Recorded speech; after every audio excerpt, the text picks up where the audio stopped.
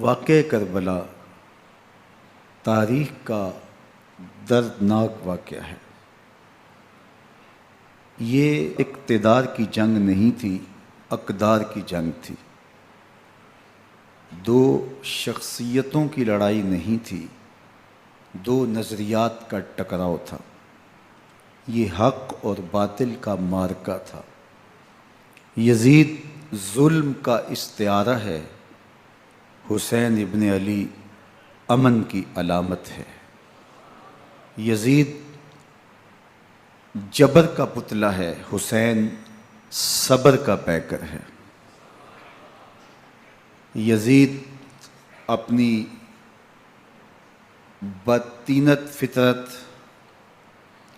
اور اپنی طبع ناہموار کے باعث دنیا پر ذلت و رسوائی، ظلم، جبر، جور و زیادتی کی علامت بن کے ابھرا، اور حسین ابن علی رضی اللہ تعالی عنہ حق و صداقت کا نشان بن کے ابھرا۔ کربلا کے تپتے ہوئے ریگزار میں حسینی اور یزیدی دو کردار سامنے آتے ہیں۔ اقبال نے کہا تھا، موسیٰ و فرعون و شبیر و یزید، ایند و قوت از حیات آید پدید، زندہ حق از قوت شبیری است، باطل آخر داغ حسرت میری است، سرخ رو عشق غیور از خون او، شوخی ای مصرع از مضمون او، تا قیامت قطع استبداد کر، موج خون او چمن ایجاد کر۔ یزید بہدل کی بیٹی محسون کا ناپاک بیٹا تھا، اور حسین محمد عربی کی بیٹی فاطمہ کا شہزادہ تھا۔ یزید دمشق کے اطراف میں سرجون اور جریر، اختل جیسے اوباشوں کے جھرمٹ میں پل کے جوان ہوا۔ حسین کے گھر کا دروازہ مسجد نبوی کے اندر کھلتا تھا۔ یزید نشے میں دھت ہو کر کے نمازیں چھوڑ دیتا تھا۔ حسین کی کربلا کے اندر بھی نماز تہجد قضا نہیں ہوئی۔ یزید ظلم کا دوسرا نام ہے، حسین امن کی علامت ہے۔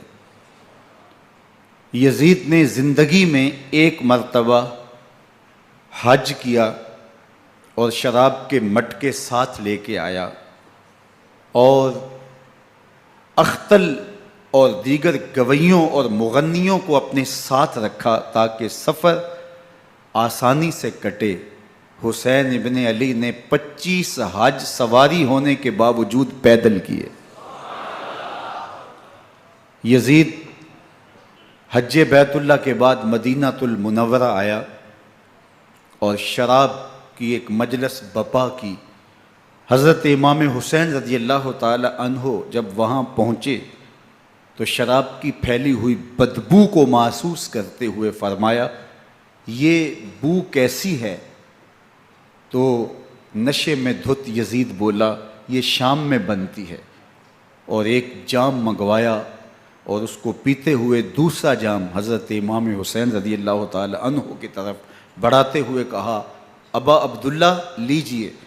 تو حضرت امام حسین رضی اللہ تعالیٰ عنہ نے فرمایا، میں اس کی طرف دیکھتا بھی نہیں ہوں، اور پھر وہ عشقی اشعار پڑھنے لگا۔ جب یزید کی شراب نوشی کا منظر امام حسین رضی اللہ تعالیٰ عنہ اپنی آنکھوں سے دیکھ چکے تھے، تو مجھے بتاؤ یزید کے ہاتھ پہ امام حسین کا پاک ہاتھ کیسے آتا؟ حضرت امام حسین رضی اللہ تعالیٰ عنہ جس ماحول میں پلے تھے، جس ماحول میں پرورش پائی تھی، جس ماحول میں رہے تھے، وہ پاکیزہ اور تقدس مآب ماحول تھا۔ اور یزید کبھی اطراف دمشق میں، کبھی غوطہ میں، کبھی الخضرہ محل میں، اور کبھی کہاں اور کبھی کہاں داد عیش دیتا رہا اور لہو و لعب کے اندر مصروف رہا، اور اس کی زندگی ان چیزوں سے عبارت تھی۔ وہ محرمات کو حلال قرار دیتا، شراب نوشی اس کی ہڈیوں میں رچی ہوئی تھی، اور شریعت بیضا کا مذاق اڑایا کرتا۔ اور حسین ابن علی رضی اللہ تعالی عنہ کی دوستیاں جن لوگوں سے تھی وہ عبداللہ ابن عباس تھے، عبداللہ ابن عمر تھے، حضرت عبد الرحمن بن ابو بکر رضی اللہ تعالی عنہ تھے۔ یزید تو جوا کھیلتا رہا، یزید تو قمار بازی کرتا رہا، یزید تو شراب نوشی کرتا رہا، اور حسین ابن علی مسجد نبوی کے ممبر میں حضور کے پہلوؤں میں بیٹھتے رہے۔ زمانے نے وہ منظر دیکھا کہ سرخ رنگ کے جوڑے پہنے ہوئے حسنین کریمین حجرہ فاطمہ سے نکلتے ہیں، کم عمری کی وجہ سے کبھی گرتے ہیں کبھی سنبھلتے ہیں، اور آقا کریم خطبہ ارشاد کر رہے ہیں، خطبہ چھوڑ کے حضور نے شہزادوں کو اٹھا لیا۔ وہ منظر بھی زمانے نے دیکھا۔ حضرت عبداللہ بن شداد کہتے ہیں کہ حضور سجدے میں تھے اور سجدہ اتنا طویل ہو گیا، ہمیں لگا یا تو وحی کا نزول ہو رہا ہے یا پھر اللہ کا حکم آ گیا اور اللہ کے محبوب کی روح قبض کر لی گئی۔ لیکن میں نے جب نظریں اٹھا کے ننکیوں سے دیکھا تو کیا منظر تھا کہ حسین ابن علی حضور کی پشت پہ بیٹھے ہوئے اور میرے آقا سجدے کو طول دے رہے ہیں۔ اللہ اکبر! حسین کے لیے پیغمبر کے سجدوں کو طول دیا جا رہا ہے۔ حسین ابن علی کبھی ممبر پہ حضور کی اطراف میں بیٹھتے ہیں، وہ منظر بھی دنیا نے دیکھا کہ حضور کے مبارک کندھوں پر حسین ابن علی بیٹھے ہیں اور حضور کی زلفوں کو پکڑا ہوا ہے۔ تو حضرت عمر رضی اللہ تعالیٰ عنہ دیکھ کے کہتے ہیں واہ واہ کیسی سواری میسر آئی حسین ابن علی کو۔ تو میرے آقا مسکرا کے کہتے ہیں عمر سواری دیکھتے ہو سوار بھی تو دیکھو۔ اللہ اکبر!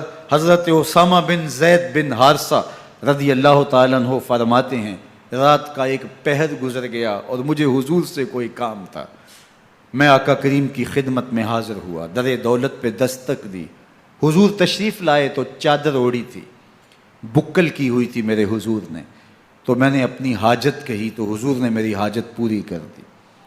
لیکن ایک منظر میں نے دیکھا کہ حضور نے جو چادر کی بکل فرمائی تھی اس کے اطراف میں پہلوؤں میں ابھار تھے جس طرح اندر کوئی ہو۔ مجھ سے نہ رہا گیا، میں نے پوچھ لیا، میں نے کہا بندہ نواز چادر کے اندر کیا ہے؟ فَكَشَفَهُ، تو حضور نے چادر کو کھول دیا۔ فَإِذَا الْحَسَنُ وَالْحُسَيْنُ عَلَىٰ وَرِكَيْهِ، تو کہتے ہیں میں نے اپنی آنکھوں سے دیکھا ایک پہلو سے امام حسین لپٹے ہوئے تھے، ایک پہلو سے امام حسن لپٹے ہوئے تھے۔ فرمایا یہ میرے بیٹے ہیں، یہ میری بیٹی کے بیٹے ہیں، اے اللہ میں ان سے پیار کرتا ہوں، تو بھی ان سے پیار کر، جو ان سے پیار کرے اس سے بھی پیار کر۔ ان کی محبت کا درس دیا، ان کے پیار کا سبق پڑھایا، کہا ان سے پیار کرنے والا میرے سے پیار کرنے والا ہے، ان سے بغض رکھنے والا میرے سے بغض رکھنے والا ہے۔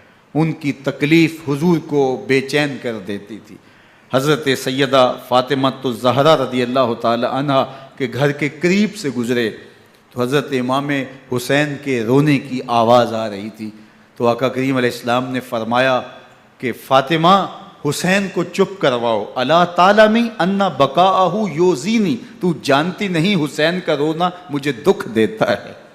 حسین ابن علی کو حضور رونے نہیں دیتے تھے، ان کو دکھی نہیں ہونے دیتے تھے، کیونکہ رسول اللہ صلی اللہ علیہ وسلم جانتے تھے کہ یہ کتنے دکھ سہے گا، کتنی تکلیفوں سے گزرے گا اور کتنے مصائب سہے گا۔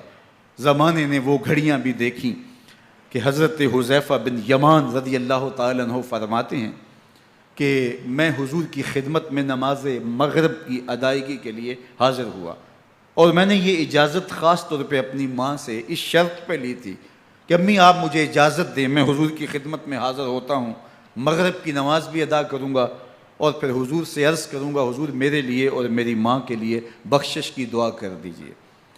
ماں نے اس شرط پہ اجازت دے دی اور میں حضور کی خدمت میں آ گیا، نماز مغرب ادا کی، سلام پھرا تو میرے دل میں آرزو تھی میں حضور سے عرض کروں حضور میرے لیے اور میری ماں کے لیے مغفرت کی بخشش کی دعا کر دیں، لیکن حضور عبادات میں ذکر میں نوافل میں ایسے مشغول ہوئے کہ میں آرزو رکھنے کے باوجود بھی عرض نہ کر سکا۔ خیر نماز عشاء کا وقت ہوا، اذان پکاری گئی، حضور مصلی پہ آئے، نماز پڑھی، سلام پھرا، تو میرے دل میں پھر خیال آیا کہ ماں سے ایک نماز کی چھٹی لی تھی، نمازیں بھی 2 ہو گئیں، ماں نے جاتے پوچھنا ہے حضور سے میرے لیے اور اپنے لیے مغفرت کی بخشش کی دعا کروائی تھی تو کیا جواب دوں گا؟ اور حضور اٹھے اور کاشانہ اقدس کی طرف چل دیے۔ اب میرے دل میں یہ خیال رہ کے آ رہا تھا کہ ماں کو کیا جواب دوں گا؟ میں تو حضور سے بخشش و مغفرت کی دعا کروا ہی نہیں سکا۔ جب حضور چل پڑے تو غیر ارادی طور پہ میں بھی حضور کے پیچھے چل پڑا۔ چلنے میں تھوڑی سی رفتار تیز ہو گئی جس سے قدموں کی آہٹ پیدا ہوئی، تو جب آواز پیدا ہوئی تو حضور نے رخ پھیرے بغیر فرمایا من ھذا، میرے پیچھے پیچھے کون آ رہا ہے؟ پھر خود ہی کہا حذیفہ تو نہیں؟ تو میرا دل دھڑک رہا تھا، قلت نعم، میں نے کہا جی جی حضور میں حذیفہ ہوں۔ فرمایا ما حاجتوں کا غفر اللہ لک ولامک، کیا کام ہے؟ اللہ تجھے بھی بخش دے، تیری ماں کو بھی بخش دے۔ اب جو کام تھا وہ جنبش لب سے پہلے ہی ہو گیا، یہاں تو لفظوں کا سہارا بھی نہیں لینا پڑتا، وہ بند لبوں کی بولیاں بھی سنتے ہیں۔ اقبال بولا ہے فروغت صبح آثار و دہور، چشم تو بی نندائے ما فی الصدور، تیری نظر تو سینوں کے چھپے راز بھی دیکھتی ہے۔ تو کہا ما حاجتوں کا غفر اللہ لک ولامک، اللہ تجھے بخش دے، تیری ماں کی بھی مغفرت کر دے، کیا کام ہے؟ اب جو کام تھا وہ تو ہو گیا۔ تو میرے حضور نے ارشاد فرمایا حذیفہ سنو، ابھی ایک فرشتہ آیا ہے جو اس سے قبل دھرتی پر پہلے کبھی نہیں آیا، آج پہلی مرتبہ اللہ سے اجازت لے کے 2 کام کرنے آیا ہے۔ ایک تو مجھے سلام کرنے آیا ہے اور دوسرا خوشخبری دینے آیا ہے کہ آپ کی بیٹی فاطمہ جنتی عورتوں کی سردار ہے اور حسن اور حسین جنتی جوانوں کے سردار۔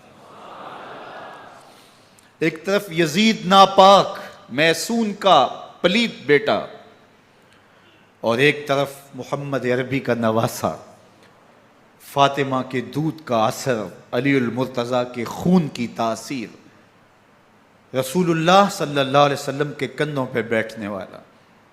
ایک دن حضور نے امام حسین رضی اللہ تعالیٰ عنہ کے ہاتھ پکڑ لیے اور ان کے پاؤں اپنے پاؤں پہ رکھے اور پھر فرمایا بیٹے آگے بڑھو، اور ان کے پاؤں حضور کی پنڈلیوں پہ آئے۔ پھر کہا بیٹے اور آگے بڑھو، حتیٰ کہ ان کے پاؤں حضور کی رانوں پہ آئے۔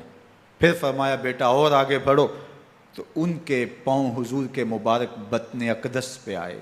پھر بازوؤں کو کھینچ کے اپنے قریب کیا اور حسین ابن علی کے منہ میں اپنی زبان رکھ دی، اور وہ اس طرح چوس رہے تھے جس طرح کھجور چوسی جاتی ہے۔ تو اللہ کے محبوب علیہ السلام نے حسین ابن علی کو اپنی زبان کا لعاب دہن دے کر کے، وہ شیر رحمت دے کر کے، وہ کوثر و تسلیم سے پاکیزہ تر آب رحمت عطا کر کے ان کی ہمیشہ کے لیے پیاس بجھا دی، تاکہ کل کربلا کے تپتے ہوئے ریگزار میں حسین ابن علی کو پیاس کی شدت تنگ نہ کرے اور پائے استقلال میں لغزش نہ آنے پائے۔ ان نازوں سے پالے ہوئے حسین کو، ان محبتوں سے پالے ہوئے حسین ابن علی کو امتحان بھی اتنے بڑے درپیش تھے۔ یاری تیری سونا پر ازمیشاں تیریاں اگ، سونا پرکھیا جامدہ ہے نال اگاں دے لگ۔ جتنا بڑا شخص ہوتا ہے اتنی آزمائشیں بھی بڑی ہوتی ہیں۔ پیغمبر رحمت کی آغوش میں کھیلنے والا، حجرہ فاطمہ کا جانشین، مصلی رسول کا وارث، منبر رسول صلی اللہ علیہ وآلہ وسلم پر حضور کے مبارک پہلو اور گود میں بیٹھنے والا حسین، حضور کی زبان چوسنے والا حسین، حضور کے کندھوں پہ سواری کرنے والا حسین، آقا کریم علیہ السلام کے مبارک سجدے کی حالت کے اندر حضور کی پشت پہ کھیلنے والا حسین، جس حسین کا دروازہ مسجد نبوی کے اندر کھلتا تھا اور یزید کی کرتوتوں کے چشم دید گواہ تھے۔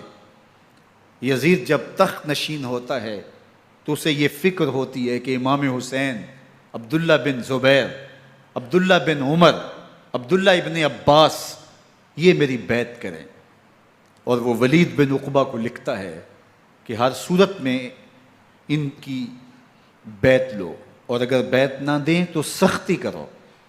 حضرت امام حسین رضی اللہ تعالی عنہ کو بلاوا آتا ہے کہ آپ کو دارالامارت میں گورنر ہاؤس میں بلایا جا رہا ہے، ولید بن عقبہ کا پیغام آپ کو پہنچتا ہے۔ آپ اس وقت فرماتے ہیں کہ اس وقت جو پیغام پہنچا ہے وہ کسی خطرے سے خالی نہیں ہے، تو کچھ سواروں کو ساتھ لیا، کہا تم دارالامارت کے باہر کھڑے رہنا، اگر میری آواز بلند ہوئی تو اندر آ جانا، ورنہ تم انتظار کرنا۔ آپ اندر گئے۔ ولید بن عقبہ نے مروان کو بھی بلایا تھا۔ مروان بن حکم یہ گورنر مدینہ ولید سے پہلے رہ چکا ہے، تو اس نے مشورہ دیا کہ سختی کی جائے۔ خیر ولید بن عقبہ نے کہا کہ یہ خط ہے، حضرت امیر معاویہ کا انتقال ہو گیا اور یزید تخت نشین ہوا ہے، لہٰذا وہ آپ سے بیعت کا مطالبہ کرتا ہے۔ تو حضرت امام حسین رضی اللہ تعالیٰ عنہ نے فرمایا کہ میرے جیسا شخص یوں چھپ کے بیعت نہیں کر سکتا، اور آپ واپس پلٹے۔ مروان بن حکم نے ولید بن عقبہ کو کہا کہ یہ موقع ہے جانے نہ دیا جائے، اگر یہ نکل گئے تو دوبارہ تم قابو نہیں پا سکو گے، اور انہیں یہیں قتل کر دیا جائے۔ حضرت امام حسین رضی اللہ تعالیٰ عنہ نے یہ بات سن لی۔ کہتے ہیں حضرت امام حسین انہی قدموں کے بل واپس پلٹے اور مروان بن حکم سے مخاطب ہو کے کہا، مروان کیا بول رہا ہے؟ وہ خاموش ہو گیا۔ فرمایا تو جانتا نہیں ہم کون ہیں؟ آنا حسین ابن علی ابن ابی طالب، میں حسین ہوں، میں علی کا بیٹا ہوں، ہمارے گھر میں قرآن اترتا رہا ہے، وحی کا نزول ہوتا رہا ہے، اور یزید فاسق ہے، فاجر ہے، مسلمانوں کا قاتل ہے اور شرابی ہے، میں ڈنکے کی چوٹ پہ یزید کی بیعت سے انکار کرتا ہوں۔ بس حیدری کچھار سے محمدی شیر نکل آیا ہے۔ اب اوسان خطا ہو گئے، راستہ چھوڑ دیا، واپس آئے، سیدہ زینب سے ملے، کہا مدینے کو چھوڑنا پڑے گا۔ کہا بھیا کیا ہوا؟ کہا یزید بیعت لینے پہ مصر ہے اور میں کسی صورت بھی بیعت نہیں کروں گا۔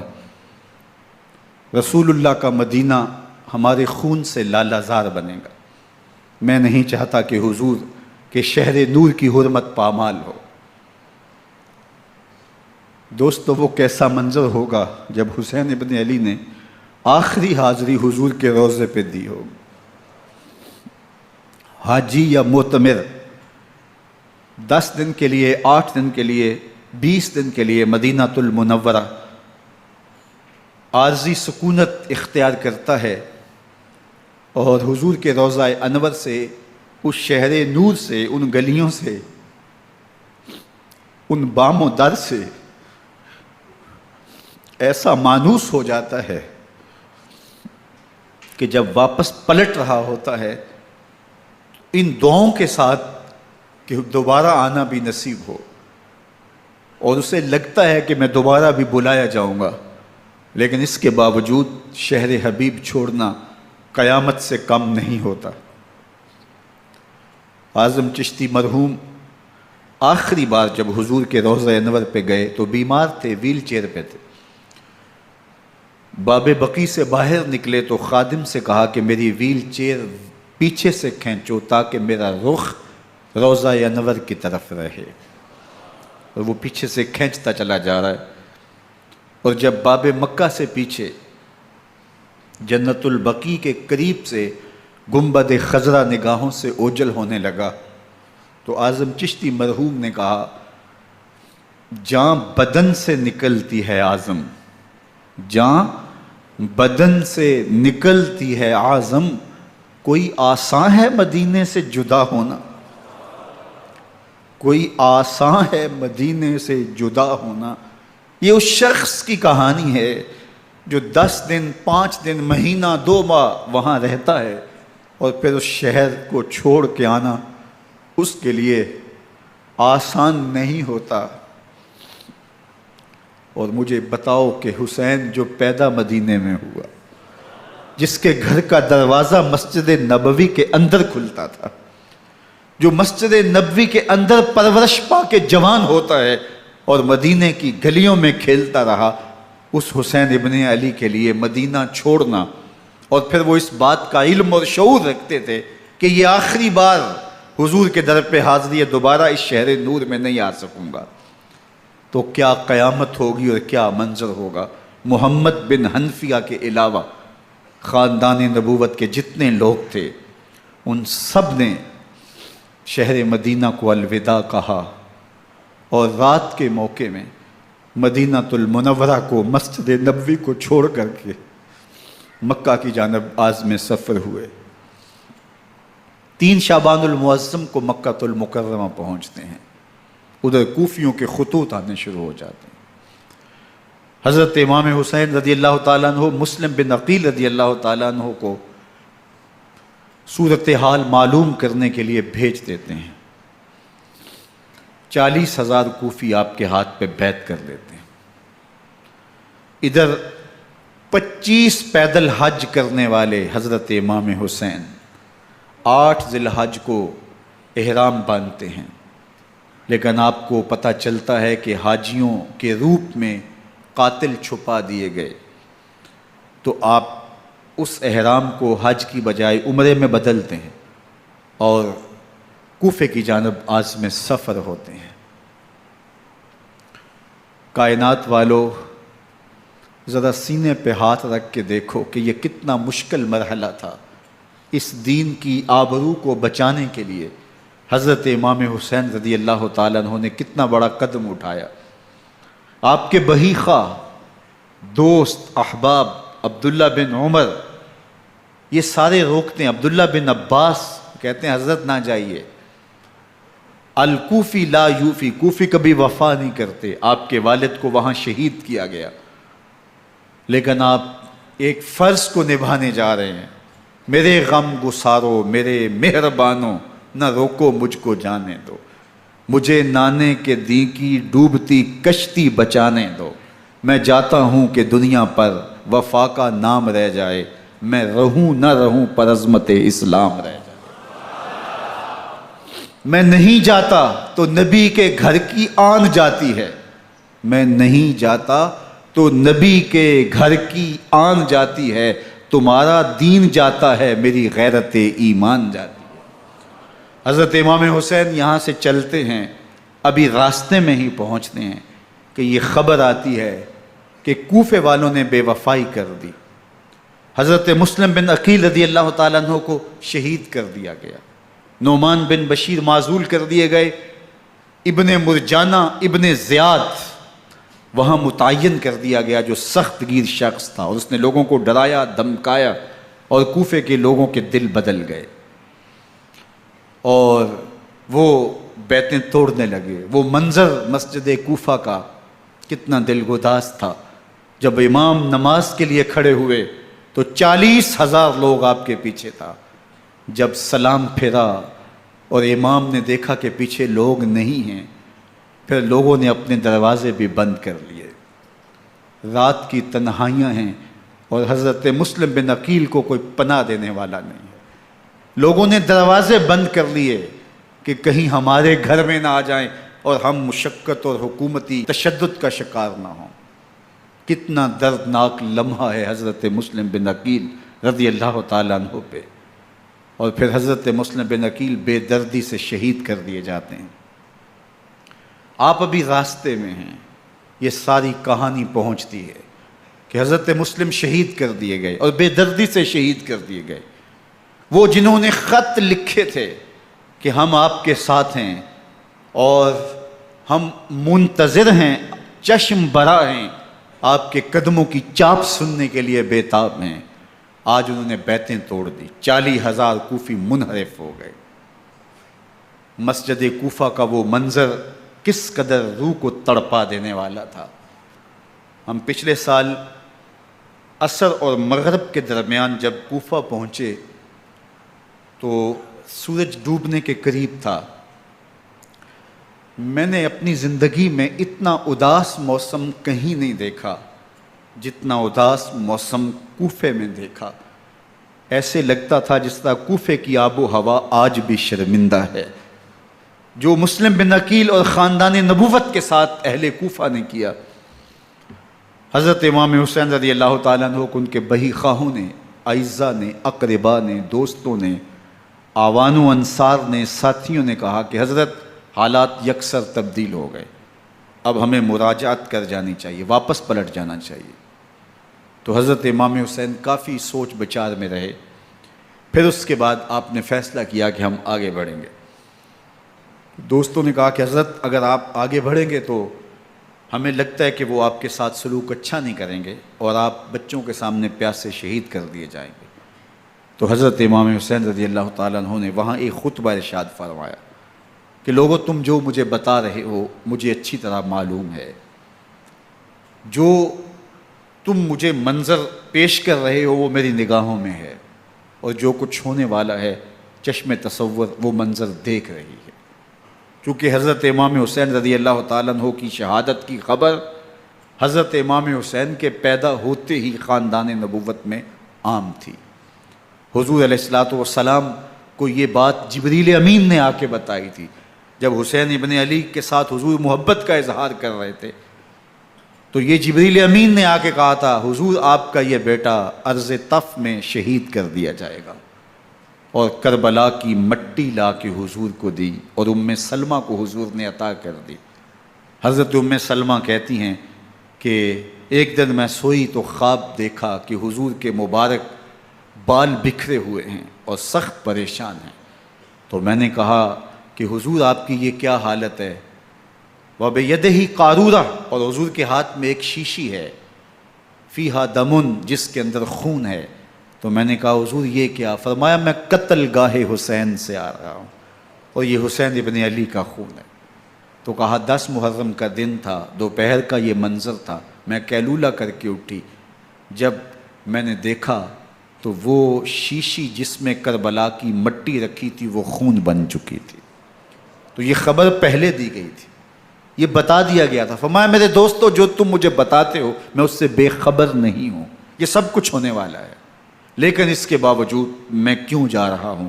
تو آپ کا ایک تاریخ ساز جملہ ہے جو کربلا کے فلسفے کو ہمارے سامنے رکھتا ہے کہ یہ اتنا بڑا امتحان کیوں دیا۔ حضرت امام حسین رضی اللہ تعالیٰ عنہ نے فرمایا وَلَكُمْ فِيَّ أُسْوَةٌ، میں اس لیے جا رہا ہوں قیامت تک ظلم، جبر اور ناانصافی کے خلاف کھڑے ہونے والوں کے لیے کوئی نمونہ تو ہو۔ میری زندگی قیامت تک ظلم، جبر اور استحصالی نظام کے خلاف کھڑے ہونے والوں کے لیے نمونہ ہے۔ تو حضرت امام حسین رضی اللہ تعالیٰ عنہ نے حق اور باطل کے درمیان ایک سرخ لکیر کھینچ دی اپنے خون سے۔ اب حق اور باطل کا امتیاز کرنا مشکل نہیں ہے، کوئی باطل پہ اڑا رہے تو الگ بات ہے، لیکن امتیاز کرنا مشکل نہیں ہے۔ حدود بالکل واضح کر دیں۔ اقبال نے یہاں کتنی خوبصورتی کے ساتھ اس مضمون کو نبھایا۔ سرخ رو عشق غیور از خون او، شوخی این مصرع از مضمون او، تا قیامت قطع استبداد کر، موج خون او چمن ایجاد کر۔ ایک جہاں آباد کر دیا، حق اور باطل کی راہیں اجال دی۔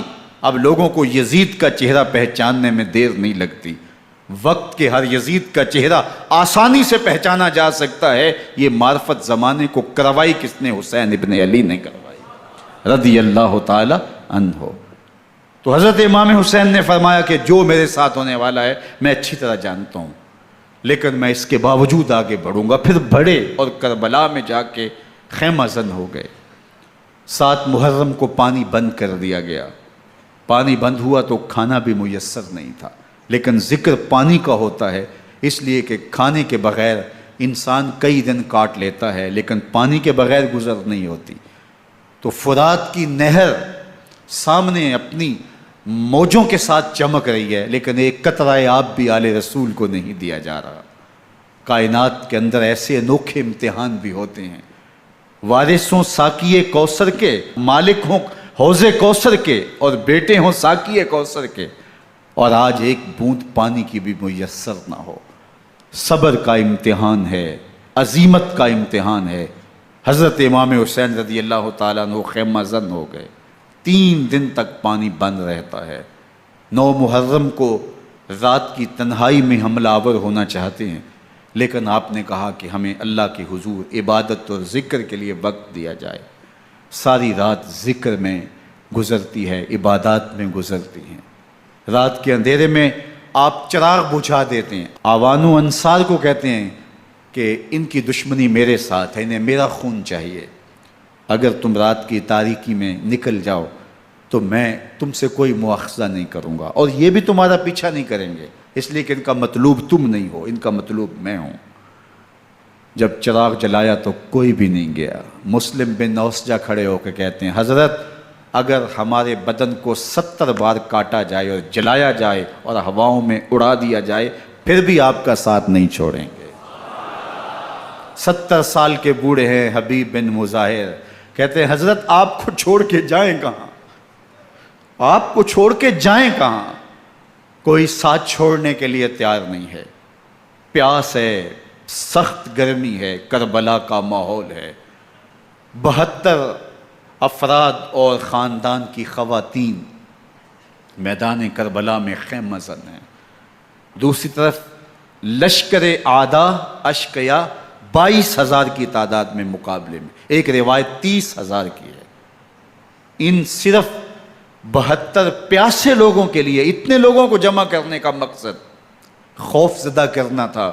شرط ہے کہ یزید کی بیعت کر لیں، محاصرے توڑ دیں گے، پانی دستیاب ہوگا، اعزاز و اکرام سے نوازا جائے گا، خزانوں کے منہ کھول دیے جائیں گے۔ لیکن حسین ابن علی کہتے تھے سب کچھ لٹ جائے گا، باطل کے ہاتھ پہ ہاتھ نہیں رکھوں گا۔ اللہ اکبر۔ اب صبح طلوع ہوتی ہے، عاشور کا دن چڑھتا ہے، سورج اپنی پوری تمازت کے ساتھ گرمی برسا رہا ہے۔ آج خاندان نبوت کا امتحان زمانے نے دیکھنا ہے۔ رسول اللہ کا لعاب چوسنے والا اس کے صبر کا آج امتحان ہے، حضور کے کندھوں پہ کھیلنے والے حسین کا آج امتحان ہے۔ اللہ اکبر۔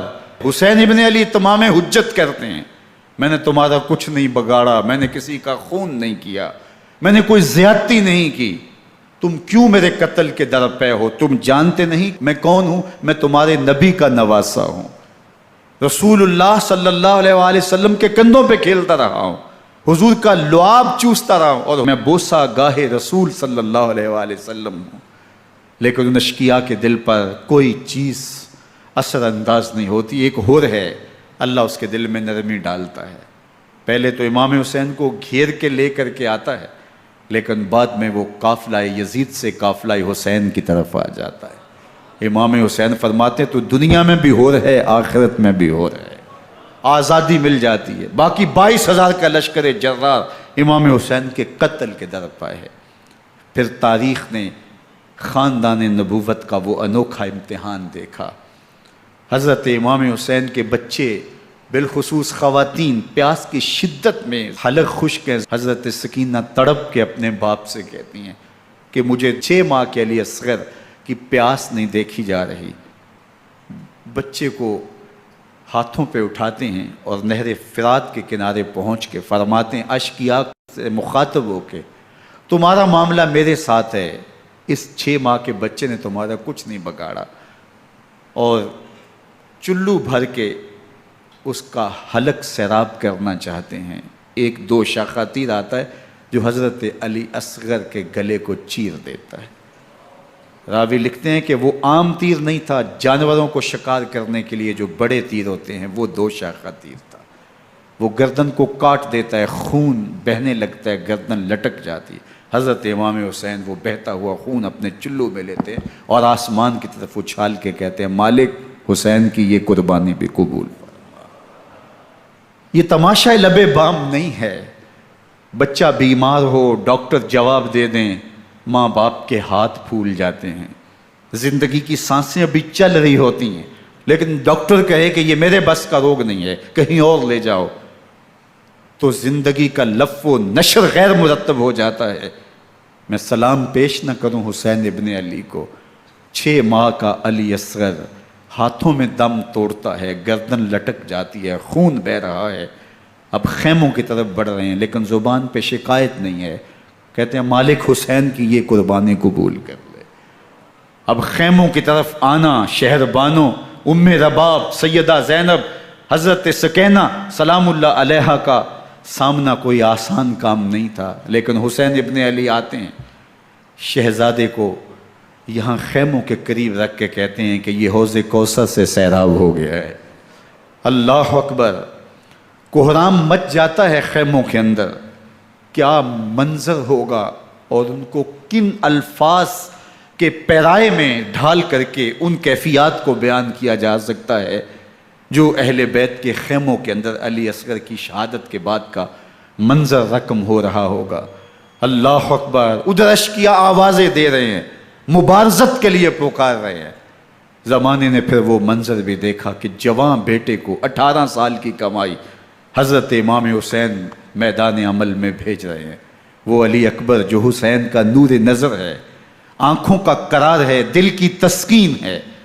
اور پھر حضرت علی اکبر جب گھوڑے کی زین سے فرش زمین پہ گرتے ہیں تو باپ کو آواز دیتے ہیں، اور حضرت امام حسین جو ہے وہ آگے جا کے بیٹے کی لاش اٹھاتے ہیں۔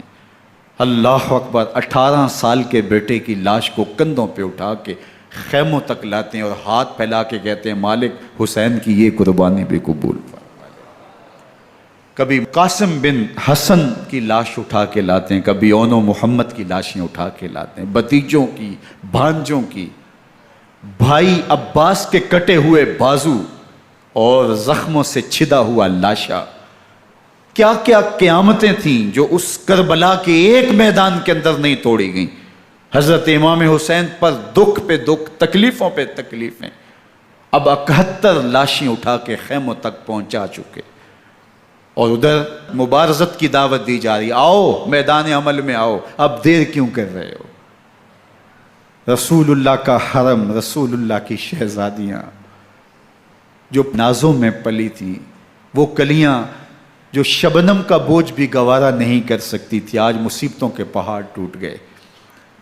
حضرت امام حسین کبھی شہربانوں کو، کبھی ام رباب کو دلاسا دیتے ہیں، کبھی حضرت زینب کو کہتے ہیں۔ حضرت زینب کربلا کے اس میدان کے اندر بڑے حوصلے کے ساتھ اپنے بھائی کے ساتھ کھڑی رہی، اپنے 2 بیٹے راہ خدا میں پیش کیے، ان کی لاشیں وصول کی، لیکن زینب جس جرأت کے ساتھ، جس پامردی کے ساتھ اس سارے منظر کو حوصلے کے ساتھ سہتی رہی، وہ یقیناً حوصلہ سیدہ زینب سلام اللہ علیہا کا ہی ہے۔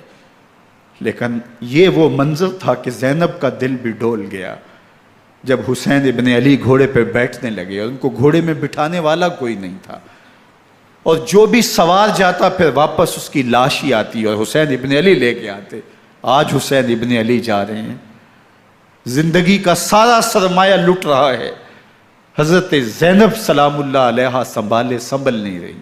حضرت امام رضی اللہ تعالیٰ عنہ اٹھے اور آپ نے حضرت زینب کو صبر کی تلقین کی اور کہا کہ صبر ہی بہترین ذریعہ ہے اور اللہ کی قربت کا ایک بہترین سبب ہے، اور ان کو صبر کی تلقین کرتے ہوئے فرمایا کہ میرے بعد تم نے اس ذمہ داری کو سنبھالنا ہے، اور ان مخدرات اسلام کی، ان شہزادیوں کے پردے کی تم نے حفاظت کرنی ہے۔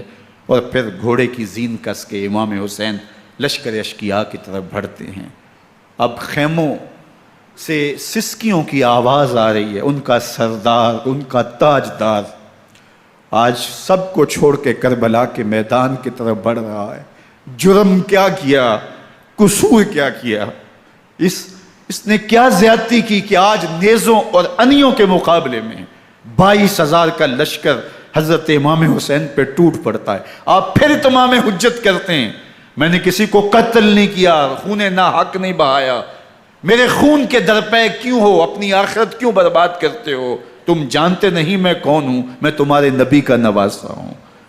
لیکن ابن زیاد کہتا ہے مقابلے میں آؤ۔ پھر حضرت امام حسین رضی اللہ تعالیٰ عنہ مقابلے میں آتے ہیں، اور جب گھوڑے کو ایڑ لگا کے دشمن اشقیاء پہ ٹوٹتے ہیں تو پھر ایسا منظر ہوتا ہے کہ وہ بھیڑ بکریوں کی طرح آگے بھاگتے ہیں۔ 71 زخم کلیجے پہ لیے شجاعت کا یہ پیکر جب میدان میں آتا ہے، آواز آتی، یہ کون ذی وقار ہے، بلا کا شاہ سوار ہے، لباس ہے پھٹا ہوا غبار سے اٹا ہوا، تمام جسم نازنی چدا ہوا کٹا ہوا، یہ نبی کا نور عین ہے، یہ بالیقین حسین ہے، یہ حسین ابن علی ہے رضی اللہ تعالیٰ عنہ۔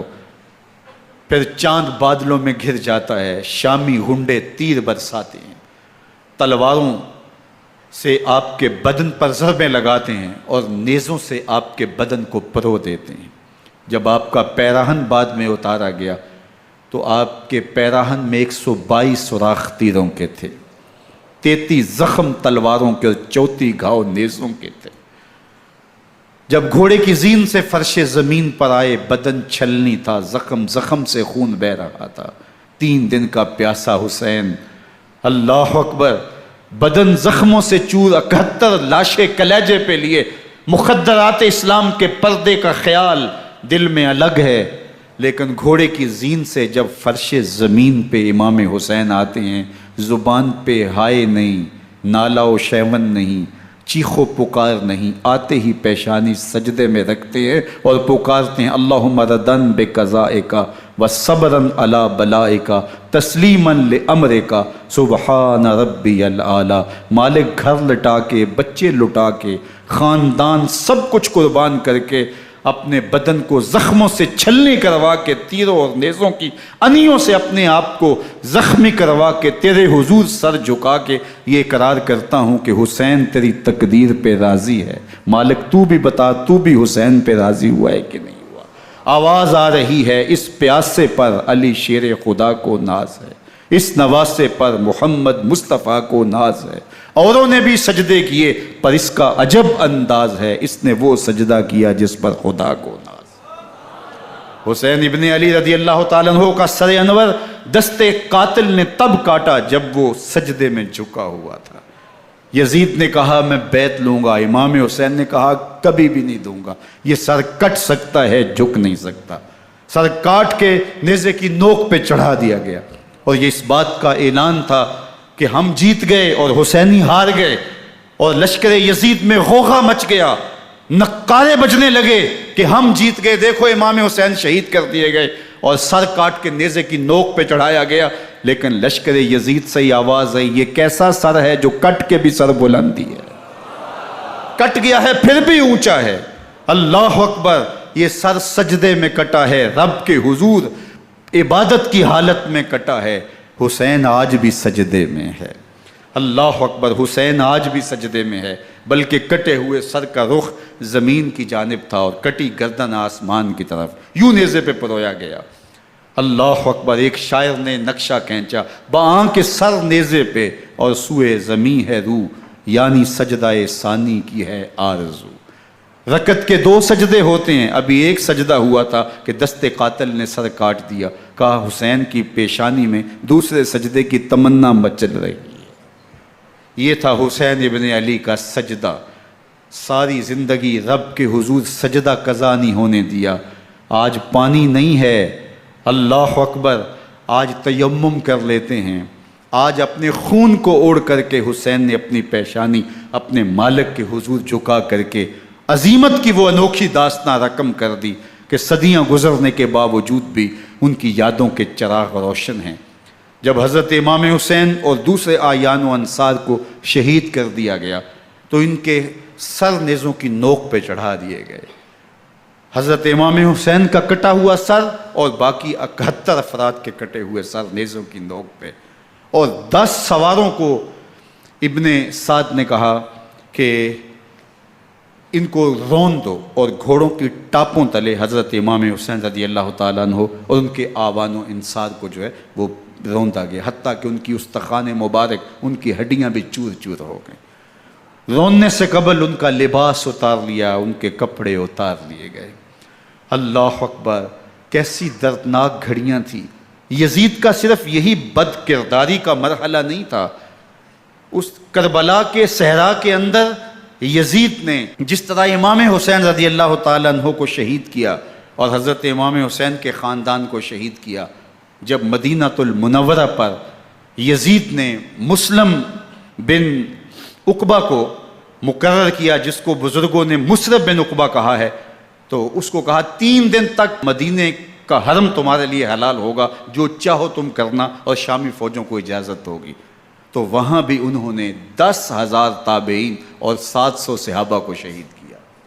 حضرت ابو سعید خدری رضی اللہ تعالیٰ عنہ گھر سے باہر نکلے، کافی بوڑھے ہو چکے تھے، تو انہوں نے حضرت ابو سعید خدری کو پکڑ لیا، کہا تم کون ہو؟ کہا مجھے ابو سعید خدری کہتے ہیں۔ تو کہا ہاں تمہارا نام سنا ہے، اور داڑھی سے پکڑ کے کھینچا اور کہا کہ ہے تمہارے پاس جو ہمیں دو؟ تو کہا کہ میرے پاس تو کچھ بھی نہیں، میں تو فقیر آدمی ہوں۔ تو ان کے گھر ان کو لے گئے، تو 2 کبوتر رکھے تھے حضرت ابو سعید خدری نے، تو وہ کبوتر لوٹ کے لے گئے۔ اللہ اکبر۔ حضرت ابن سنان رضی اللہ تعالیٰ عنہ کو، جو حضور کے علم بردار تھے فتح مکہ کے دن، ان کو ستو پہلے پلائے اور پھر ان کی گردن کاٹی گئی، اور کہا یہ ہے وہ ستو جو تم زندگی میں آخری بار پیو گے۔ ایک گھر میں داخل ہوئی شامی فوج، تو ایک خاتون کے ابھی بچہ پیدا ہوا تھا، اور قابلہ نے، دائیہ نے وہ بچہ ماں کی چھاتی پہ لٹایا، اور وہ ماں کا پہلا دودھ پی رہا تھا۔ تو یہ جا کے کہنے لگے نکالو تمہارے پاس جو کچھ ہے۔ تو اس خاتون نے کہا تم جانتے ہو یہ بچہ کون ہے؟ تو انہوں نے کہا ہم نہیں جانتے۔ کہا یہ حضرت ابن ابی کبشہ انماری رضی اللہ تعالیٰ عنہ کا بچہ ہے، اور یہ وہ صحابی ہیں کہ جو بیت الشجرہ کے موقع پہ حضور کے ہاتھ پہ بیعت کرتے ہیں۔ انہوں نے اس چیز کا لحاظ نہ کیا کہ جو کچھ ہے وہ ہمیں دو، ورنہ تیرے بچے کو نہیں چھوڑیں گے۔ تو ماں بچے سے مخاطب ہو کے کہتی ہے، ابھی بچہ پیدا ہوا ہے اور ماں سے پہلا دودھ پی رہے، کہ بیٹے اگر میرے پاس کچھ ہوتا، وہ قیمتی سے قیمتی چیز بھی ہوتی، تیری جان کے لیے قربان کرتی، لیکن اس وقت میرے پاس کچھ ہے نہیں۔ تو ایک شکی آگے بڑھا اور بچے کو ایک ٹانگ سے پکڑ کے کھینچ کے دیوار کے ساتھ پٹک کے مارا، جس سے دماغ کا بھیجا نکل گیا۔ کیا کیا زیادتیاں نہیں کی۔ 700 صحابہ حرہ کے واقعہ میں شہید کیے یزید نے، اور 10,000 تابعین شہید کیے۔ مسجد نبوی میں ممبر رسول کے ساتھ گھوڑے باندھے، اور وہ ممبر رسول اور مصلی رسول کے قریب لید کرتے رہے۔ حضرت سید عبد المسیب فرماتے ہیں میں نابینا تھا اور حضور کے روضہ انور کے پاس بیٹھا تھا، اور یزید کے سپاہی آتے، جو بھی مسجد میں نظر آتا پکڑ کے لے جاتے، مجھے نابینا سمجھ کے چھوڑ دیتے، لیکن میں پریشان تھا کہ ظہر کا وقت ہوگا، عصر کا وقت ہوگا، مغرب عشاء کا وقت ہوگا، نہ اذان، نہ اقامت، نہ جماعت، تو کیسے مجھے پتہ چلے گا کہ نماز کا وقت ہو گیا، اور کیسی میری نمازوں کا کیا بنے گا؟ میں اس فکر میں بیٹھا تھا۔ لم ازل اسمع الاذان والاقامت من قبر رسول اللہ صلی اللہ علیہ وآلہ وسلم۔ فرماتے ہیں جب بھی پھر نماز کا وقت آیا، گنبد خضرا سے اذان کی بھی آواز آئی، اقامت کی بھی آواز آئی۔ 3 دن تک مسجد نبوی کے اندر گھوڑے بندے رہے، اور مدینہ کی حرمت پامال کی۔ مدینہ کے گھروں کے اندر یہ بدکماش داخل ہوئے، اور جو بدکاریاں انہوں نے کی، کلیجہ منہ کو آتا ہے۔ 1002 شیزائیں ان بدکاروں کی بدکاریوں کی وجہ سے کنواری حالت کے اندر حاملہ ہوئی۔ 3 دن تک مدینے کا حرم انہوں نے پامال کیا، اور پھر مکہ المکرمہ میں کعبۃ اللہ پر گولے برسائے، اور کعبہ کا غلاف جل گیا۔ وہ تو یزید مر گیا، اور حضرت عبداللہ ابن زبیر رضی اللہ تعالیٰ عنہ نے اپنی خلافت کا اعلان کیا۔ یزید کے یہ کرتوت تھے، ادھر اہل مدینہ کو ستایا، ادھر اہل مکہ کو ستایا، اور رسول اللہ صلی اللہ علیہ وسلم کے خانوادے کی بے حرمتی اور توہین کی۔ نہ صرف انہیں قتل کیا گیا، ان کی لاشوں پہ گھوڑے دوڑائے۔ ابن سعد اور شمر جو ہے وہ خیموں میں داخل ہوا، اور مخدرات اسلام کی چادریں چھیننے کی کوشش کی۔ حضرت زینب سلام اللہ علیہ نے مخاطب ہو کے کہا ہمارے چہرے کے رکھوالے چلے گئے ہیں، ظالم تو خیال نہیں کرتا ہم رسول اللہ کی بیٹیاں ہیں۔ حضرت شہربانو، حضرت زین العابدین اور حضرت زینب سلام اللہ علیہم، ان تینوں کو ایک اونٹ پہ باندھا گیا، اور باقی اونٹوں پہ باقی سادات کو، حضور کی شہزادیوں کو باندھا گیا، رسیوں میں جکڑا گیا، اور اونٹوں پہ باندھ کر کے کوفے کی جانب آگے آگے شہیدوں کے سر چل رہے ہیں، اور پیچھے یہ قافلہ چل رہا ہے۔ اور جب یہ قافلہ وہاں سے گزرا جہاں لاشیں پڑی تھیں، امام زین العابدین 14 سال کے تھے اور بیمار تھے، اور ان کا حوصلہ نہ ہوا، وہاں غشی ان کے اوپر آنے لگی، اور وہ منظر ابن کثیر نے، باقی لوگوں سب نے لکھا ہے کہ پھر جب ان کی یہ حالت ہوئی تو پھر سیدہ زینب سلام اللہ علیہ، جنہوں نے ابھی تک بڑے حوصلے کے ساتھ ساری مشکلات کا مقابلہ کیا تھا، اب ان کے بندن ٹوٹ گئے اور آنکھوں سے آنسو بہنے لگے، اور سیدہ زینب نے امام حسین رضی اللہ تعالیٰ عنہ کی لاش پہ کھڑے ہو کے، اور وہ روندی ہوئی لاش، ٹوٹی ہوئی ہڈیاں، اور وہ برینا بدن، کٹا ہوا سر نیزے کی نوک پہ، اور لاش یہ پڑی ہے، تو حضرت سیدہ زینب نے مدینے کی طرف منہ کر کے جو ہے وہ حضور سے فریاد کی، یا محمد آہو، یا محمد آہو، ھذا حسین بالآراء مزمل بالدماء، یا محمد آہو بناتوں کا سبایا۔ یا رسول اللہ، اے پیارے آقا، یا جد آہو، اے ہمارے نانا محترم، یہ دیکھیے آپ کا حسین پڑا ہوا ہے، بدن سے کپڑے اتار لیے گئے، خاک ہوائیں اڑا رہی ہیں، اور اس کے اوپر چادر جو ہے وہ مٹی کی پڑ گئی ہے۔ حضور آپ کی اولاد کاٹ دی گئی، اور پھر کہا بناتوں کا سبایا، حضور دیکھیے آپ کی بیٹیوں کے ہاتھ باندھ دیے گئے ہیں، اونٹوں پہ کس دیا گیا ہے، سر شہیدہ آگے آگے چل رہے ہیں، اور حضرت سیدنا امام حسین کا آگے آگے سر ہے۔ راستے کے اندر ایک جگہ آئی، رات گزری اور ان کو اتارا گیا۔ رات کا موقع تھا، ایک خاتون آئی اور اس نے کوئی کھانا پیش کیا ان کو، اور کہا کہ میں کسی زمانے میں حضرت سیدہ فاطمہ الزہرا کی نوکری کیا کرتی تھی، ان کی لونڈی تھی، ان کی کنیز تھی، اور آج مجھے پتہ چلا کہ آپ لوگ گزر رہے ہیں، تو میں نے کہا کہ میں اپنی مخدومہ کے خاندان کی خدمت کروں۔ اور پھر اس نے کہا کہ اس وقت سیدہ کی گود میں ایک 6-7 ماہ کی بچی تھی جس کو زینب کہا کرتے تھے، تو سیدہ زینب نے کہا کہ اماں اگر پہچانتی ہو تو وہ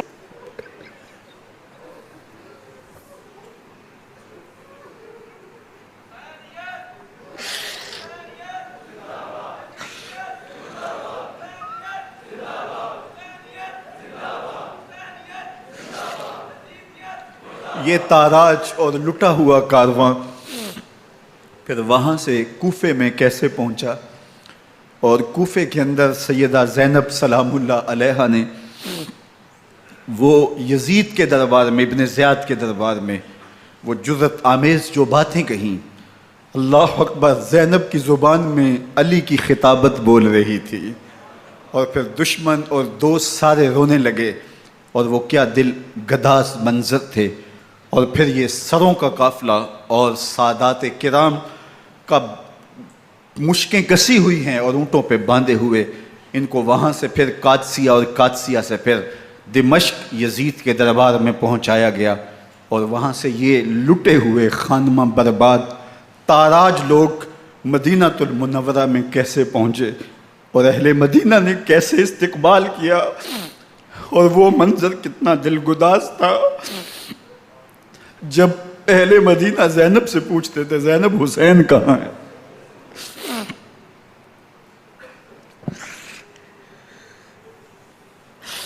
بے مروت بے وفا تیرا بھی کیا افسانہ ہے، جس نے اپنی ہی شمع کو گل کیا تو وہ پروانہ ہے۔ اپنے پیغمبر کے شہزادوں کو اور اپنے پیغمبر کی شہزادیوں کو جو دکھ اس امت نے دیے، یہ کائنات کی ایک انوکھی داستان ہے۔ اللہ ہمیں اسوہ شبیری پہ عمل کی توفیق عطا کرے اور ان کے نقوش پاک کی برکتیں دے، اہل بیت کی محبت ہماری روحوں میں جذب کر دے، اور جس عظیمت کے ساتھ، جس حوصلے کے ساتھ انہوں نے دکھوں کو جھیلا، جو دہکتی آگ کے شعلوں پہ سویا وہ حسین، جو جواں بیٹے کی میت پر نہ رویا وہ حسین، جس نے سب کچھ کھو کے کچھ نہ کھویا وہ حسین، مرتبہ اسلام کا جس نے دوبالا کر دیا، خون نے جس کے دو عالم میں اجالا کر دیا، جو کہ سوزے غم کو سانچے میں خوشی کے ڈھال کے مسکرایا موت کی آنکھوں میں آنکھیں ڈال کے۔ اے حسین ابن علی تم پر سلام، نازش آل نبی تم پر سلام۔ ذرا میرے ساتھ یہ پڑھ لیجئے، اے حسین ابن علی تم پر سلام، نازش آل نبی تم پر سلام، تم پہ لاکھوں رحمتیں لاکھوں سلام، اے شہیدان محبت کے امام، لالا گوں لالا بدن لالا کفن، اے چمن اندر چمن اندر چمن، زندگی ہی زندگی تیری حیات اے حیات اندر حیات اندر حیات، افتخار ملت بیضا ہے تو، رب کعبہ کی قسم یکتا ہے تو، فخر کا دل میں دریچہ باز کرنا چاہیے، جن کا تو آقا ہے ان کو ناز کرنا چاہیے۔ وآخر دعوانا ان الحمدللہ۔